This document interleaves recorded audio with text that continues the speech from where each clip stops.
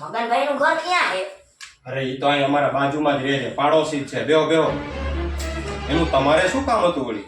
એ કાંઈ નહીં, એના છોકરાને સરકારી બેંકમાં નોકરી લાગી છે એટલે એનો જોઈનિંગ લેટર દેવા આવ્યો.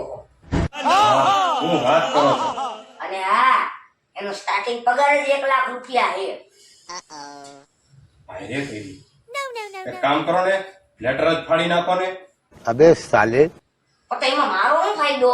તમારો गोलमाल है भाई, सब गोलमाल है. એક કામ કરો, આલ્યો બધાય પૈસા તમે રાખો.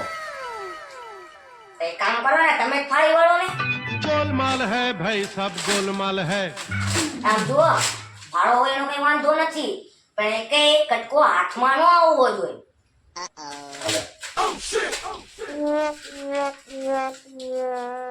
તમે એની ઉપાધિ ન કરતા, એક જ કટકો હાથમાં ન આવે.